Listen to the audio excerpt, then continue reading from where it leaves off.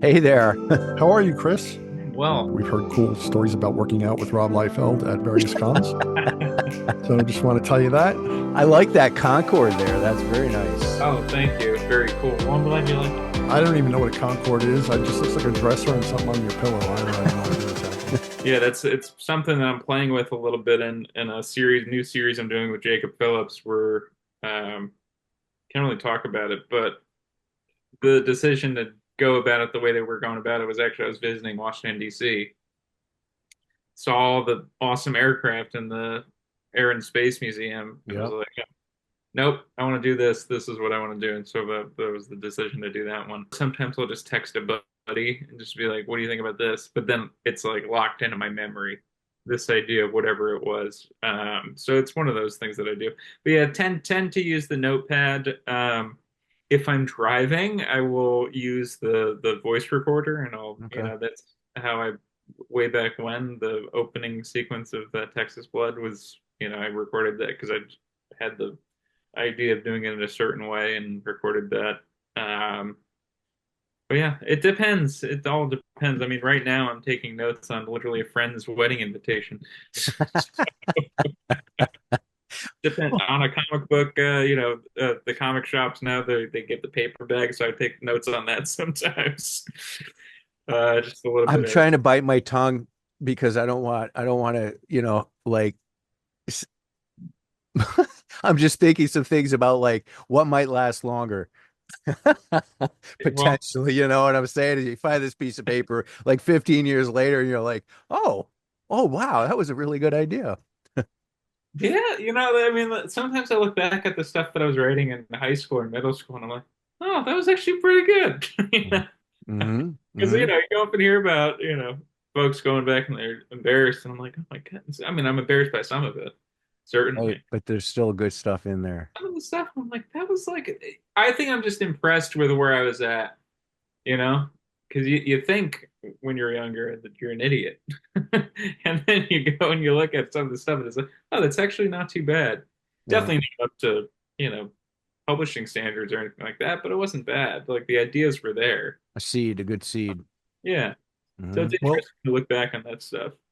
I'm Yeah. grateful that you were so easy to sway to come on and chat with us. And I definitely have we have some questions, of course, and we definitely want to hear about all the goodies you got going on up here. Well, you're the first interview I've done on Green Arrow, and this is also, I mean, it is early into the whole thing, so I'm interested to hear what you're going to ask, and what I'm willing to divulge is the other question, Hmm. because Okay. I don't want to reveal too much, but I will happily talk about what we're doing. Well, how about like just how did you get from wherever to like why the Green Arrow? How about that question? Yeah, like you went from horror sort of comics, with Texas Blood and the Cruel Universe, and now it's like, hey, Green Arrow, ding. I mean, to be completely honest, I love Green Arrow. I've always loved Green Arrow. This was he was an important character to me. There was a good friend of mine. He's living in Montana now, but we're from New Jersey, suburban New Jersey. And we used to trade comics back and forth. And one of the things that we were trading back and forth was, hard traveling heroes, the Denny O'Neil, Neil Adams stuff, the classic, Green Arrow, uh, Green Lantern stuff. And so that was always a very important comic for me, a very formative comic for me. It was very early on in my comics reading, Okay. uh, so that was always something that was always important. And in fact, when I gotten, so I didn't try to get anything. I didn't reach out to DC at all. And in fact, I've been very fortunate in my career that I haven't really had to reach out to too many publishers about doing these books. Usually they come to me, which is Mhm. really fortunate, because I know a lot of people struggle and they reach out and they send stuff to editors and they don't get responses. I've just been really lucky that my books have been selling well and have been fairly well received, and then that people want to see what I do with this property or this property, and so that's kind of how that stuff happens, and that's exactly what happened with this. Is that the editor of Green Arrow, Chris Rosa, who I didn't know, was actually up in Ithaca for Okay. Ithacon, which is a student-run.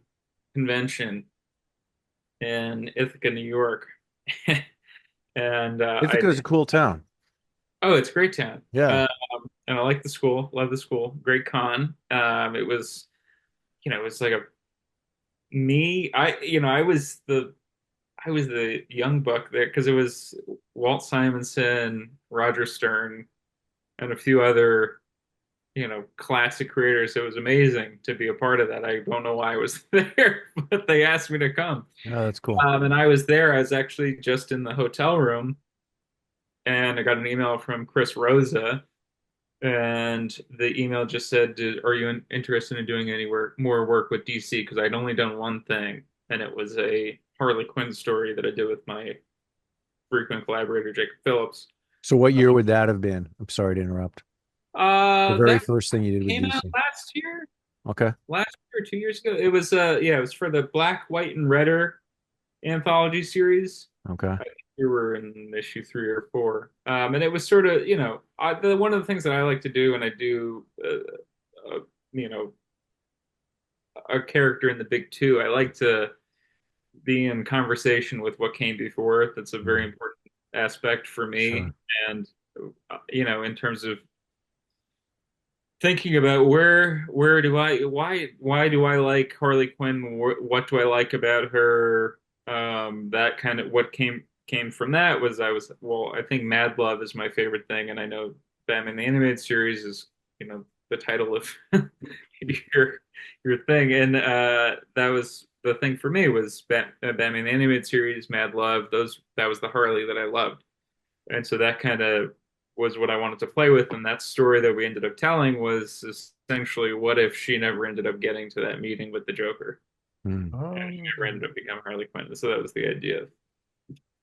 Sort of like an Elseworlds a little bit, but not really. And yeah, so that was that one. And yeah, so Chris Rosa reached out to me and he asked me if I wanted to do anything else with DC. And I was like, well, yeah, I mean, I'd love to. What have you got in mind? And he asked me if I liked Green Arrow. And I said, I love Green Arrow. Cool. and then Nice. he said, "No, He really," and responded, you I were love like, "No." Ollie. What was that? He's like, "No, really, you really love Green Arrow," and you're like, "Absolutely do." You Yeah, know. right. I mean, yeah, he just I was expecting to hear from him that it was going to be a short or an anthology piece, something like that, maybe a one shot tops. And then he goes, "Well, Josh Williamson is leaving, and we were wondering if you wanted to do something with this." Did Mm. they tell you about the all in thing yet, or that No, came as after you no, that agreed came to? later. And that really kind of set me up with some interesting possibilities and sort of in terms of storytelling. And I got to It- talk with Josh about what he's doing and you see where the character is going and where the DC universe is going, and which is really cool because I'm a DC guy, first Okay. and foremost. I mean, I love Marvel, but first and foremost is DC for me. Me So too. I'm all in.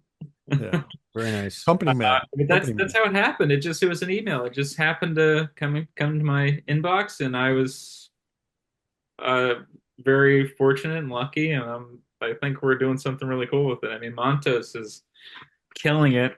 Uh, I mean, it's amazing to see him sending this stuff and just looking at it and going over the pages. And this I'm always amazed when I get pages in and you're looking and you're going, that's Ollie. That's Green Arrow. Same thing with Harley Quinn, or I did a Daredevil story for Marvel, and like looking at that and seeing Daredevil and Elektra, and you know, oh, albeit she is in a Daredevil costume, but it's Elektra, and Mm. and seeing that kind of stuff, and just knowing where I come from and what I'm doing now, it's really amazing to me. So, Had you always expected to be doing what you're doing? I mean, was that a goal, or how did you get to here?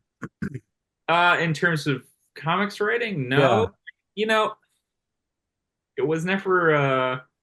It was maybe a long wish. It was a long shot wish, but I never set up as a goal to do this. And that's kind of one of the things that I think is really interesting about all this. And I've had some conversations with other editors about other projects, and one of the things that I think to myself is that I want to do interesting things and I want to do different things. And I never really set out in writing comics that I wanted to, climb the ladder and write Batman or Superman or anything like that. I love those Mhm. characters. I love to write them, but I never set out to do that. Okay. I have some stories that I'd like to tell, but it's not anywhere that this is the thing that I wanted to do. And it just so happened to be that this is the medium. These are the kind of stories that we tell, and I love these characters, and the you know the chance came to me, and so I'm really fortunate that I'm able to do this. And one of the really cool things for me is that I never really thought about what Green Arrow story would I tell, but when somebody emails you and says, "Do you want to write Green Arrow?" All of a sudden you start thinking about what do I Mm. want to do with Green Arrow, Mm. Well, it which probably is helps dial it in is like this is a reality that's in front of me. And so now I can start actually constructively thinking about it and just kind of let that creative like part of you just be like, let's get all over this thing. absolutely. And I think one of the way that I sort of describe it to, my friends is that I'm like, I just get to play with toys. Mm. That's I get to make up whatever story I have with somebody else's toys. Mhm. That's the way that I feel about it is that I'm really fortunate to be able to play with these amazing toys. And in Sweet. fact, I bought a Green Arrow toy that I didn't have before that I wanted. So I splurged and got the Green Arrow toy. But Very yeah, cool. it's really cool to be able to play in this world. But yeah, was it a goal? No. What were you doing prior? Prior to writing comics in general, Yeah. I lived in Los Angeles for 6 years, and I was trying to make a go of it in film and TV. I worked for Okay. Joe Dante, who made Gremlins, Okay. for a few years, and Uh-huh. everything was always comics adjacent, by the way. So when I made a short film in 2016, and I, who did I ask to get a poster made for the short to try to get it into film festivals? But Duncan Fegredo, you know, Mm. um, and then that led me to Jake because that gave me legitimacy as a writer was that Duncan Fegredo could vouch for me. Um, but yeah, I mean, then I did a few gallery exhibits when I was in Los Angeles and up in San Francisco Mhm. for screenings. We did a screening with Sam Hammer right the first Batman. So like even there's a connection because Batman is one of the first movies I ever saw, and it's an important movie for me. Um, and I own the first draft of the first film. Um, Cool. Nerd. and but yeah, even that stuff was, one of the first people that I hooked up with over there. It was, to get work done in the gallery was Francesca Francavilla. So I was Mignola was another person I'd reached. So it was always comics adjacent, even if I was in film and TV. And so the whole reason of getting into comics was that I had actually already worked with Jake on concept art for a film of what would become that Texas Blood. And we both didn't have anything going on, and I was having trouble getting the funding together. And I was like, "Do you want to just do this as a comic book? We don't have anything to our names, And I love comics, and you like comics, and I was like, you want to do that?" And he was like, "Yeah, why not?" And so that's how we did it. But I had always drawn comics myself previously. I was always when I was a kid, I used to do like facsimile type covers. I used to Okay. love to do those. Like mysterious suspense and draw the question, being pursued by police, and do that kind of stuff. That Green Lantern, fighting Sinestro, and, Batman, Two Fit, all that kind of stuff. I used to love to draw that stuff, but I used to draw my own characters. And in fact, I mean, it's really fun to be able to, because I had never really, I always thought when I was a kid that I was going to be a comic artist. That was kind of always what I thought. Mm. I would end up doing. My uncle is an artist. He was a fine art painter, Hmm. oil painter. And I had always gravitated towards artwork. That's, one of the things I ended up meeting one of the co-creators of, I met Bruce Timm at a convention, but I met one of the co-creators of Batman the Animated Series, Eric Radomski, at a Pavilions in Burbank. He Hmm. was Don't forget buying Ultimate Spider-Man too. He yes, helped yeah. out. I was in a pavilions and I was with my girlfriend at the time and I saw him and I was like, I think that's the co-creator of Batman the animated series, a couple years older, but because I used to watch those special features all the time. Like I would just have them on in the background while I was working on stuff. And That's beautiful. That's and awesome. yeah, and he was just buying cakes and I was like, I don't know, should I go talk to my girlfriend at the time? I was like, yeah, you should go. So I went up to him. I was like, "Are you Eric Radomski?" And I scared the crap out of him because he's just like, "Who knows who I am?" In a pavilion. But I just told him briefly, that you're, what how you did stuff in Batman the Animated Series, influenced me. I mean, I was just doing experiments and drawing stuff on black paper like they did, just playing with things and figuring things out. And this my style is in terms of drawing was always a little bit Darwin Cook, a little bit Bruce Timm, so it was like always kind of a little cartoony, a little Hmm. Mignola, which is even in Batman. They made its animated series, Mr. Freeze, and I believe he did Riddler too, if I'm not mistaken. Anyway, but yeah, so that was really cool. But yeah, it was always in my wheelhouse. It was I never really for me what's important is always the story. So when I'm thinking about a story, I'm like, well, what is this? Is it a film? Is it is it a novel? Is it a comic? What is it? I even have a story that I've been working on for literally since high school, where I've written it as a film, I've written it as a comic, I've written it as a not. I wrote like 100,000 words of a novel and I ended up throwing it out because it's just not feeling right. And like Hmm. so that's something that's important to me is not just about making a thing for the sake of making it. It's I want the story to be right. I want the medium to be right. And comics for me has always been a perfect medium. I mean, I just talk about perfect. I just got that David Mazzucchelli huge Oh, Batman awesome. #1 Yeah, yeah. I artist want to get edition that. thing, and just going over that, it just first of all one of the most perfect comics of all time, if not a perfect comic. I think it might be. I think that and I think Weapon X are probably my two all-time top top tier comics.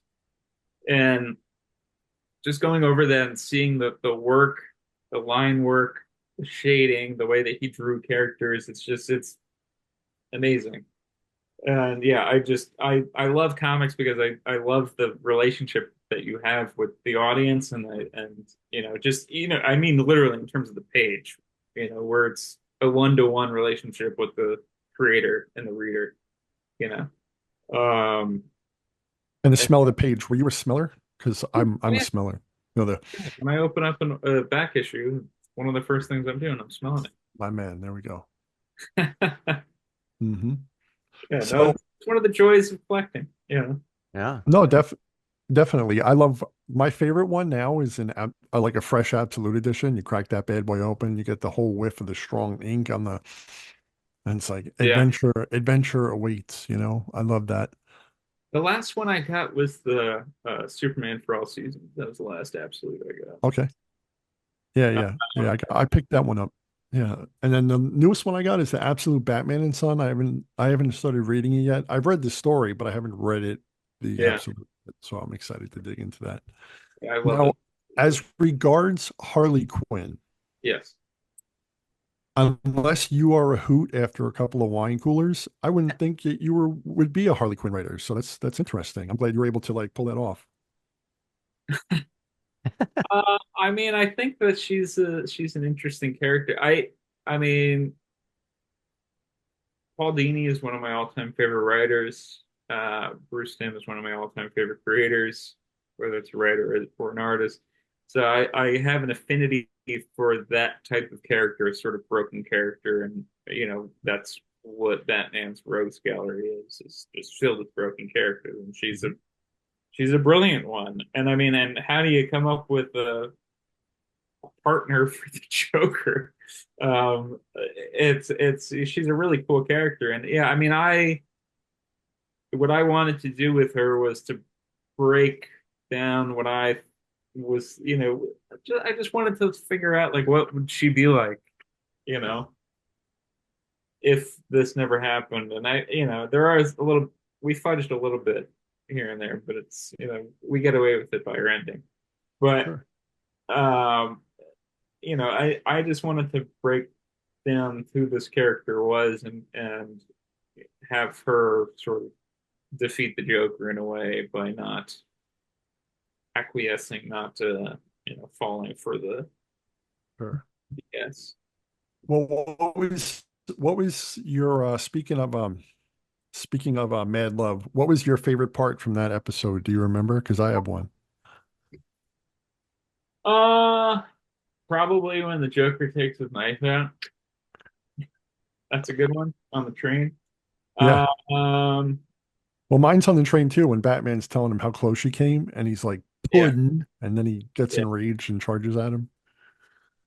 If you haven't read our story, I recommend you read it because there's some one-to-one stuff that we did where it's like panel for panel from the comic, That's super cool, specific, man.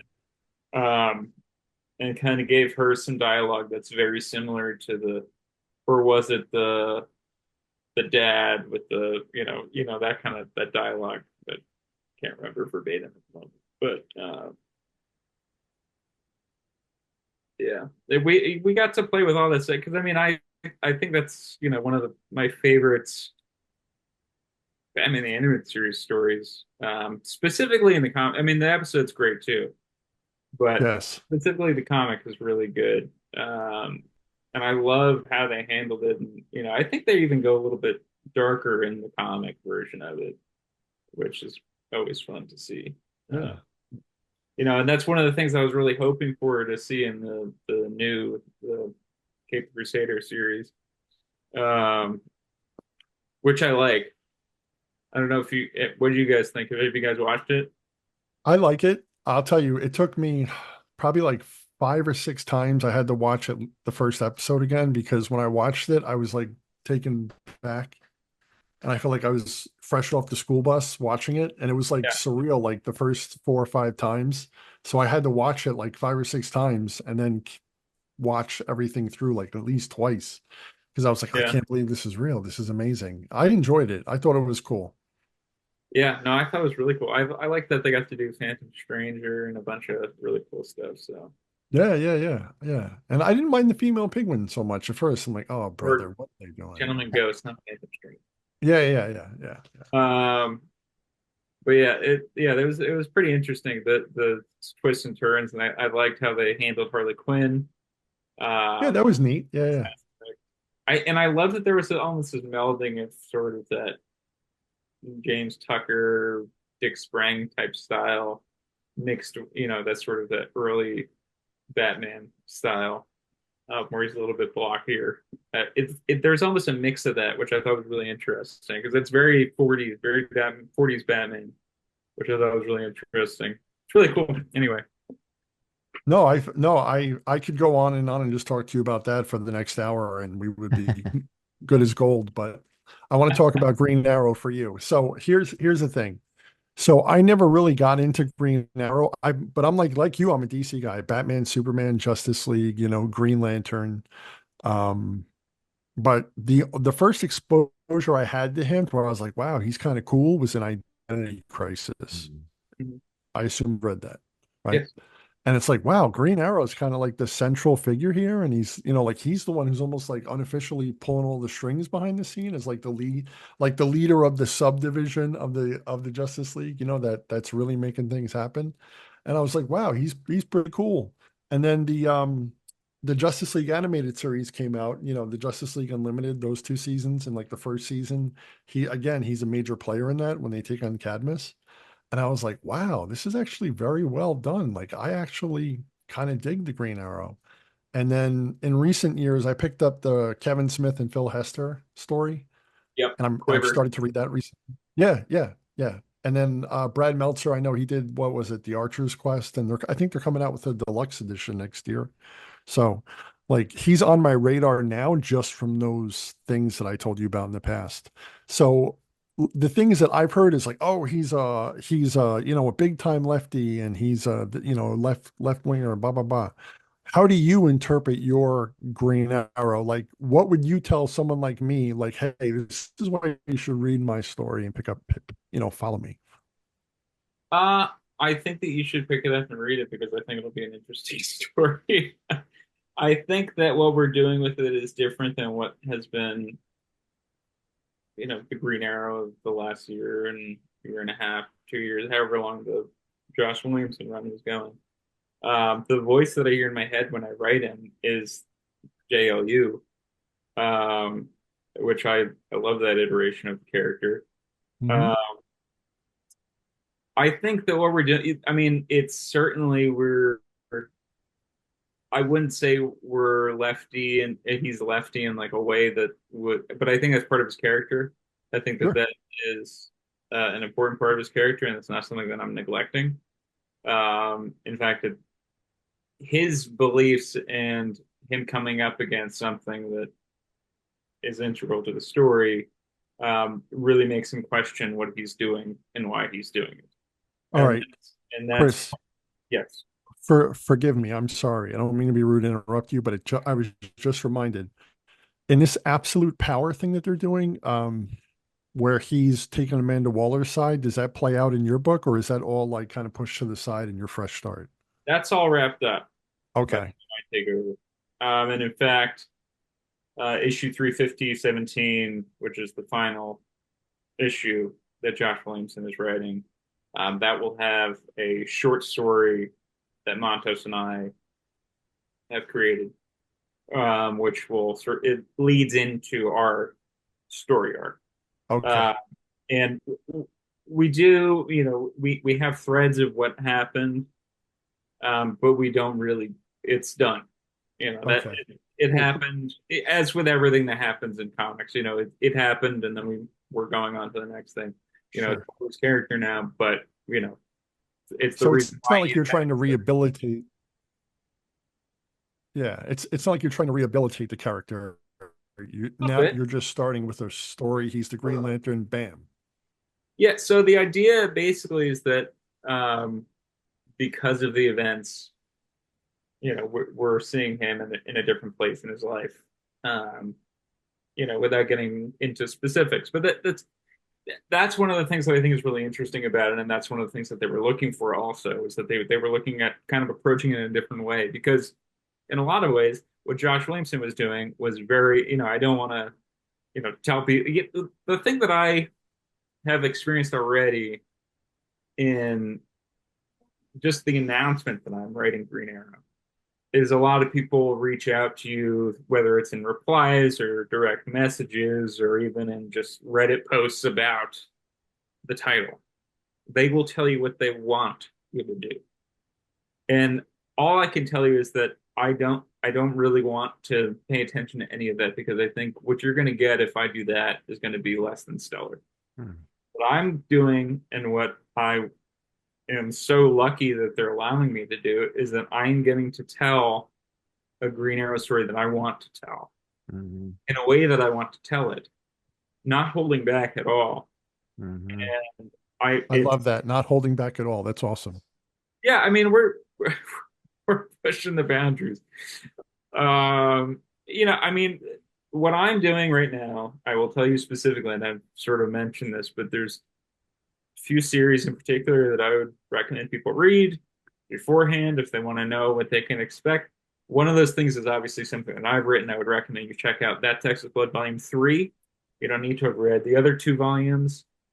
Sure, it helps, but Volume 3 is very much the vibe of what we're doing.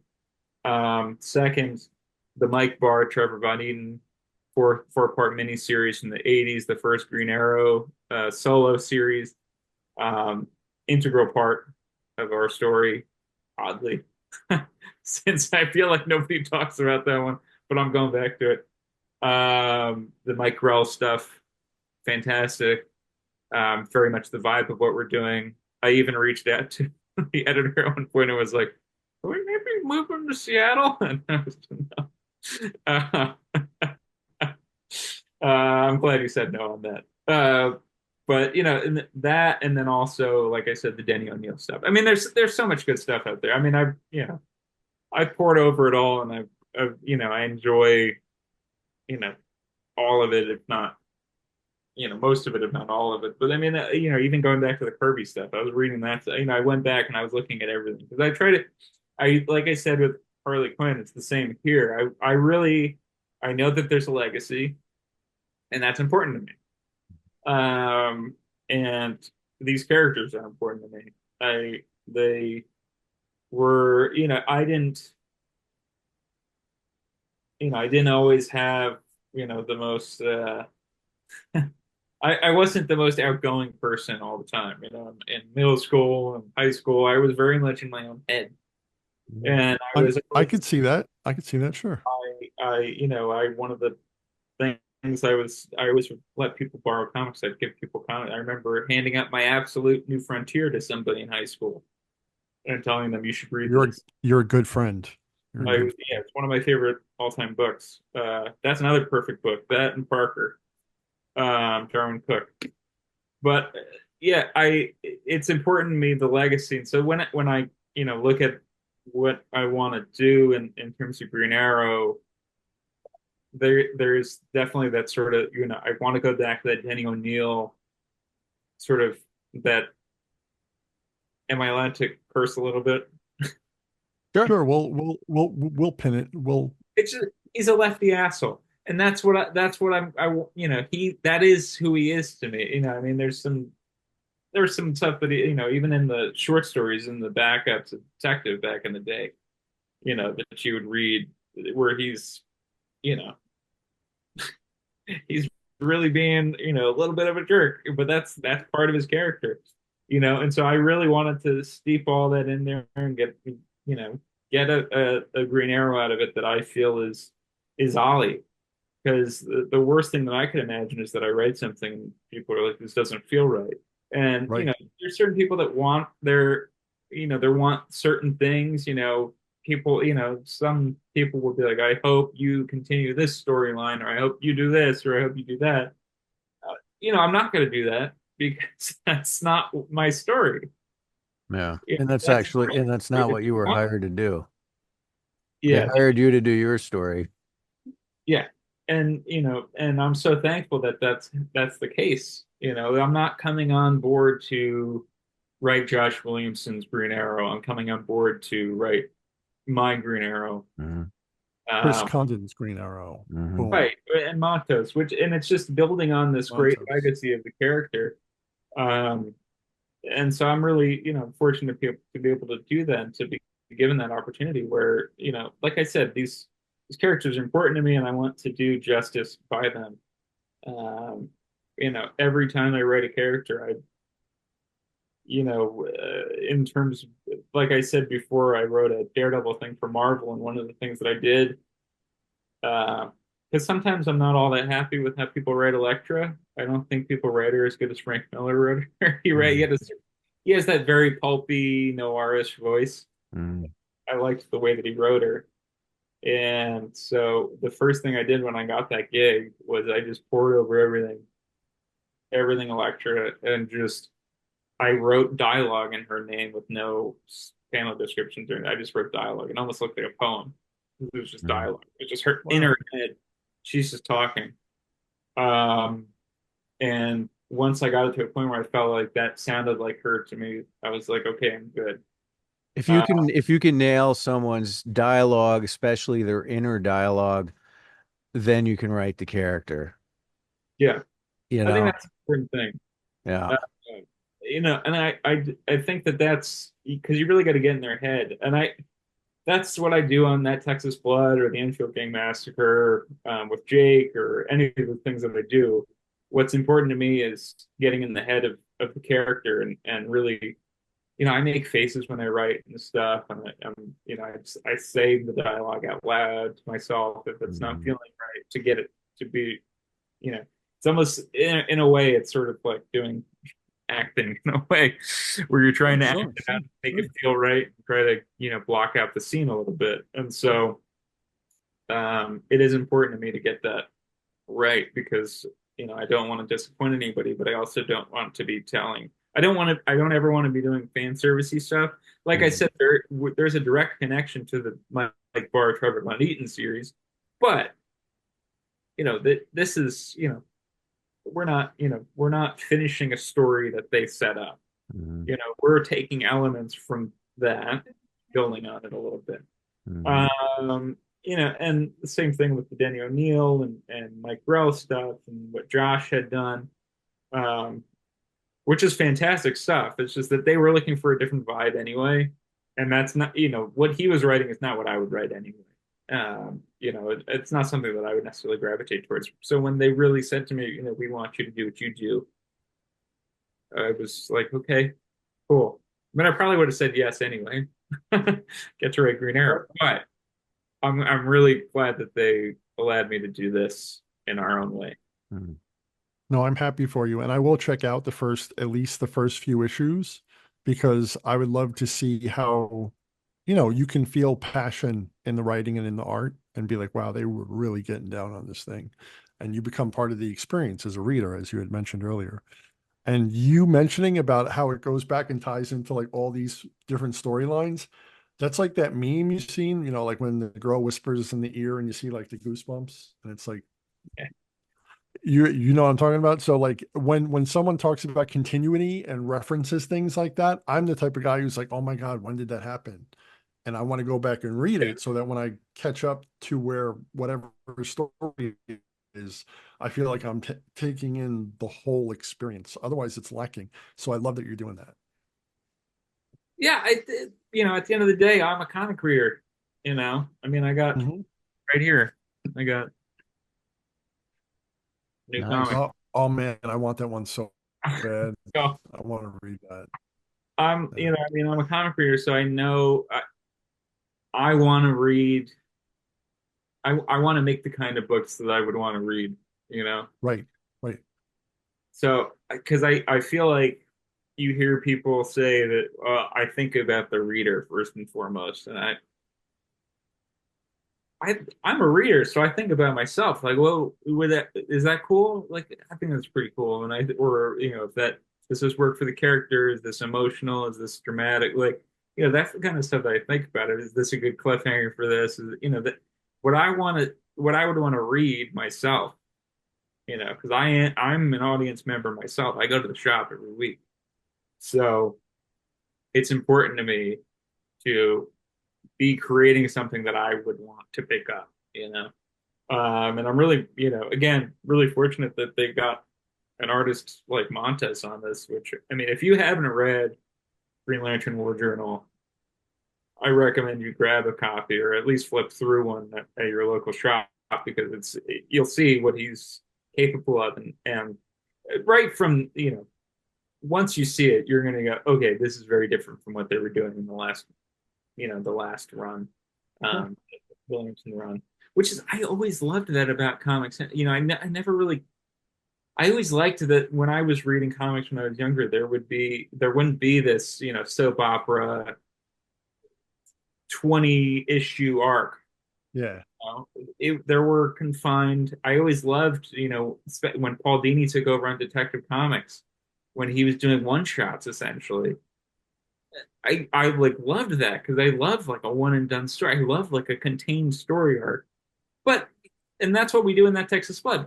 Each volume is technically connected, but you could pick up volume two before you pick up volume one. You could pick up volume three before you pick up volume two. It's like you don't have to have read the stuff that comes before, but it helps the story if you have read it all. Right, And right. I always thought that was an important thing for me because I hate nothing more than picking up a comic and being like, I don't understand what's happening. That's Right. why I've never got into reading X-Men. Like I tried when I was younger, when I was a kid, like 10, 11 years old. And then when I was a teenager, and I'm like, where are, what? I don't know. But Like my head is you were reading later on, right? I mean, was Claremont wasn't writing at that point, was it? right, right. Yeah. I mean, I think Claremont was like a master at doing the big arc and then throwing out the monster of the week issues in between to keep you Yeah. going in between. And that's one of the things so give you context because I'm the oldest man in the room here.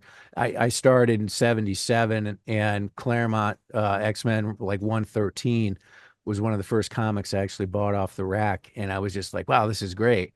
and you always knew there was a big arc behind, but then like every, I don't know, third or fourth issue, there'd be just one that's just one magazine, and it was refreshing. So you could kind of like take it down a little bit, just enjoy the magazine, that particular book for what it was, and we'll return to the big story next month, kind of a thing. Yeah. I'm in the process of building my Claremont run. And I agree with you. I mean, even if there is, however many issues building towards whatever issue you're reading, you could read that issue as a standalone, or not a standalone issue, but you can read it and understand it and enjoy it. Yeah, yeah, get something out of it. Yeah, and so that's I mean, I love those books. I mean, I think they're fantastic. Uh, anyway, but yeah, I wish I was around to buy a book off the rack like you were. That would be so cool. Now I gotta, you know, pay a pretty penny for them. Yeah, yeah, Or it's a if little I'm different. lucky, I'm doing a signing like in Arizona, and they were just happy to have me, and I was well, okay. I'll take it. Yeah, They sure. two of the books that I was about to buy. They were like, "Oh no, take them." Wow, sweet. Okay. Segueing into if if are you good, Brian? No, I'm good. Thank You're you. good on that? Okay. EC Comics. Yes. So, did you cut some of your teeth on like early horror anthology stuff, or how did this happen? Yeah. So I mean, I had how I discovered EC was I think how most '90s kids do, which is that the The Tales from the Crypt reprints? show was out. I mean, I what we didn't watch me. So my best friend and I, he's essentially we call each other brothers. So I mean, we've known each other since preschool. And we had a taped compilation that we just made ourselves of all the Crypt Keeper segments Hmm. because we weren't really interested in the adult portion of it, the actual Hmm. story. We didn't Hmm. care. We just liked the Crypt Keeper doing his silliness. Okay. Um, and but that was how I kind of, there was an animated show too. But that was kind of how I was introduced to it. And then once I was reading comics and learn about Frederick Wortham and Seduction of the Innocent, and the history of EC, and how you know Gaines had stood up to this BS about it causing juvenile delinquency. But nothing makes you want to read a book more than hearing something like that. Hmm. And so, I mean, I we started grabbing the trades. There were these great little digest. I think they were $10 a pop or something like that. Trades, and was reading those, and there was also there'd been individual issues as well that were reprints, and so that was kind of how I started reading them, and loved them. And yeah, I think they're perfect short stories. Hmm. They're perfect. They're one and done. They're short. They get to the point. And in maybe 2 years ago, Hunter Goranson, who is running Pony Press now, Hmm. he had previously, so we had known each other. He had reached out when he was working at a production company about rights for that Texas Blood. Nothing ended up working out that with that, but we knew each other, and he liked my books, and I liked him. So when he took over Oni, he called me up specifically for this job of adapting a Barry Gifford novel called Night People. And Barry Gifford is the guy who wrote Wild at Heart and Lost Highway. And I said, sure, I've never read the book, but I was like, I'm interested in it. And, I like to try new things, like to challenge myself. I've never adapted a book before. Let's do it. Hmm. Um, so I said yes to that, and he also said to me, I don't have the rights yet for that book. I was like, okay, but if we get the rights, I'm down. But there's also this other thing that I want to get the rights for, EC Comics. Hmm. It's like, are you kidding me? Hmm. Because if you've read that Texas Blood, or if you've read Hell's a Squared Circle, the wrestling one shot that I did at Aftershock, those are EC stories. There's EC stories in there. We do these Christmas issues for that Texas Blood, which are essentially just EC stories. They're one shot EC stories, and the same thing with Hell's a Squared Circle. It's an EC Tale of Comeuppance, your classic sort of EC style story. So when he was telling me about this, I was like, I don't know if or when you're going to get this, but if you do, I wanna in. Did you already know what story you were gonna drink up? Like when did that come about? Idea. When he eventually got the rights, I again reached out and I said, "Hey, it'd be really cool if you could get me in the first issue." Hmm. And so far, I'm in the first issue of all three of the series: Cruel Kingdom, Cruel Universe, and Epitaph in the Abyss. But no, I didn't have any specific stories. What I did was I did what I always do. I go back, I read some comics, then I come up with some ideas. So what I did was I just sat down and I reread a bunch of my favorite EC stories. I read Foul Play and Paint the Meat, It's the Humanity, and all these great stories. And just sort of sat down and was, well, what is like an EC story to me, and what would I want to do, and what would I do for today, 21st century? What would an EC story be like?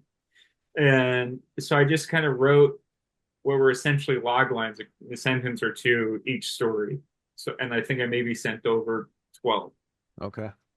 maybe 15, something like that. Hmm. Um, and just titles and then an idea or two. Hmm.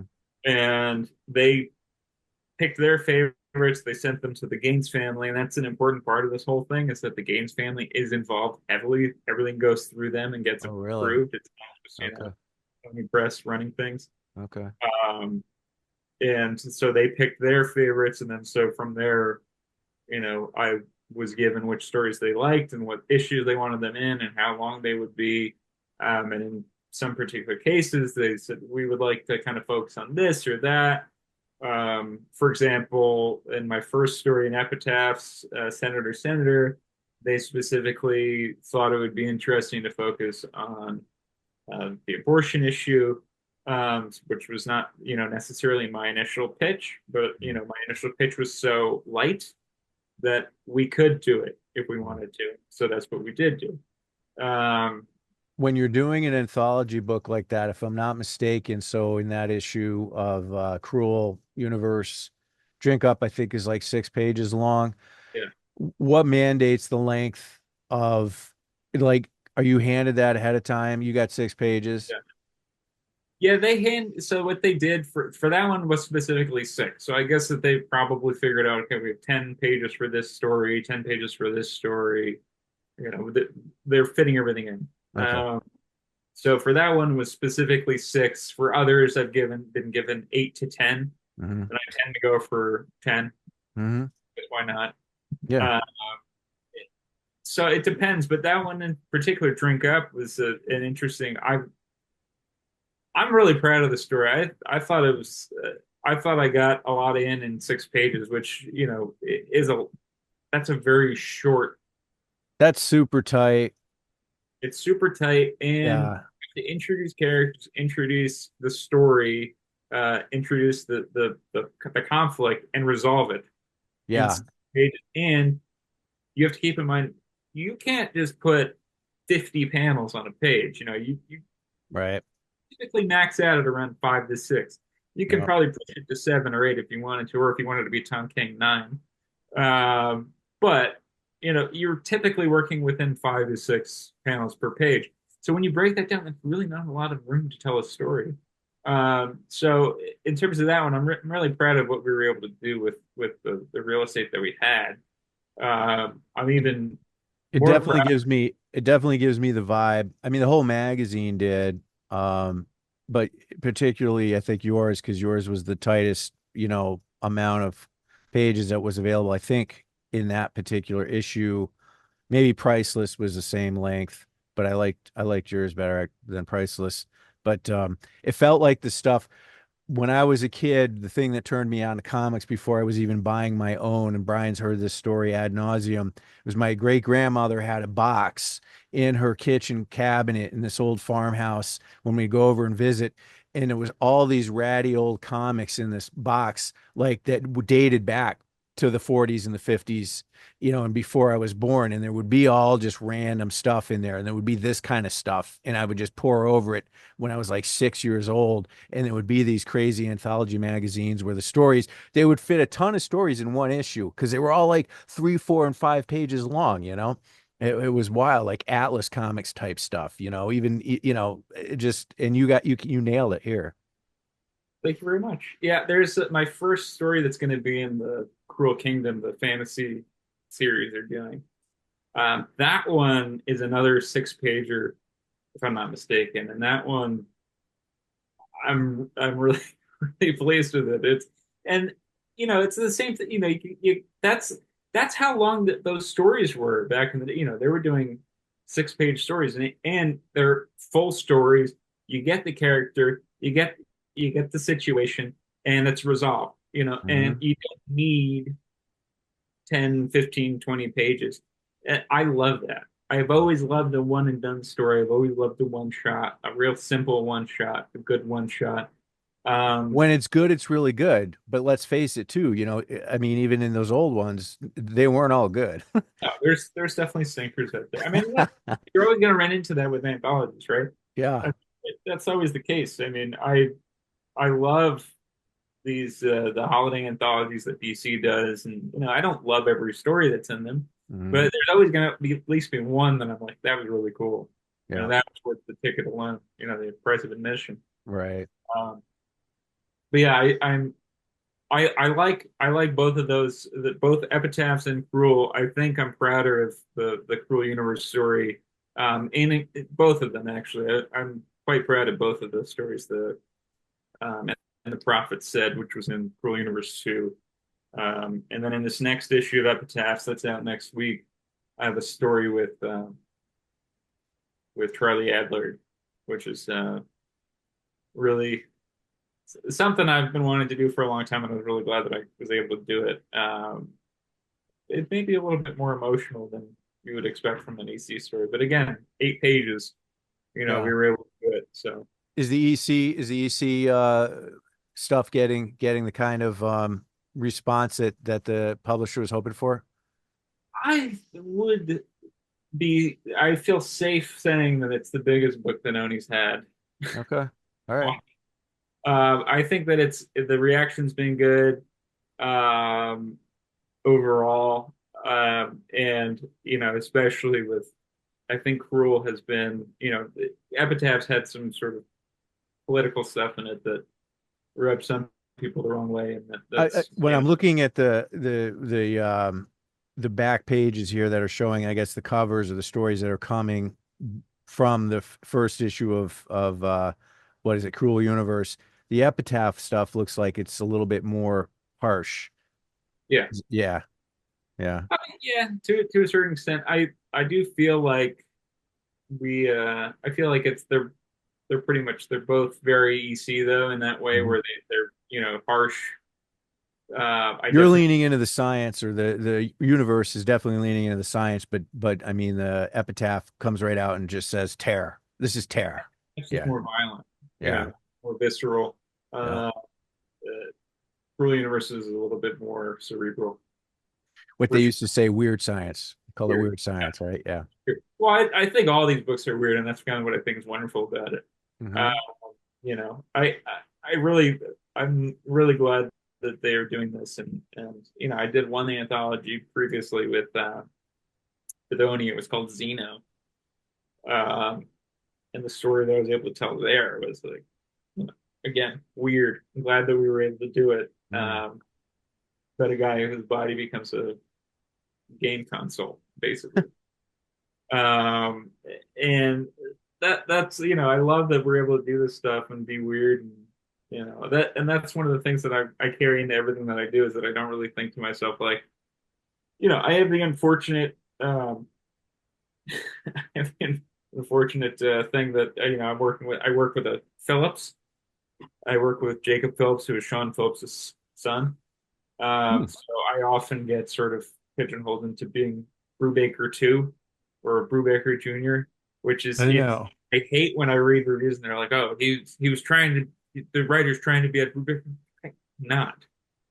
It's like, I swear to God, I'm not. I love Ed Brubaker, but I'm not trying to be him. And I think that that's one of the things that I love about doing these anthologies. I mean, I did a Dread story that's going to be in this annual coming up. I did a turtle story in this black, white, and green anthology. And I get to play around and do different things and do weird things and things that people don't expect of me. And I hope that that continues on into Green Arrow and everything that I do, in the future. And, I hope that, this Daredevil issue that's coming out at the end of the month, that's not exactly what I would have liked because it's a Venom War tie-in. You have to do things that they want you Mm, to do. mm. And specifically with Marvel, there's, it's very rigid in terms of, you know, Schedule. characters and Yeah, what you use and how you can, this character is this place right now. You can't use them. Okay. Um, sure. and so there's that kind of stuff. But I do think that, I'm able to do different new weird things that I think are interesting because I never want to do something that I think is sort of pat. Mhm. Perfect. Makes Are you sense. going to be at New York Comic Con? I am. I will be tabling with Jacob. Um, all day, every day, or Not all day every day, but I will be at the con, so I may see you. But we will announce we have a schedule, so we will announce when we'll be there signing. All right, because God willing, I'll be there that Friday, so I'll look for you in Artist Alley to Where are you guys introduce. located? I'm in Albany. Scott is in Hudson. We're like 40 minutes apart from each other. Yep. I'm in New Jersey. I live Oh, in New okay. Jersey. What part Yeah. of Jersey in? I live in I live in Metuchen currently, but I was living in Bloomfield, that's where I was living previously. Hmm. I'm not Bounced sure I know. back to Jersey. Yeah. Okay. My father was born and grew up in New Providence near Okay. Summit, Berkeley Yeah, Heights.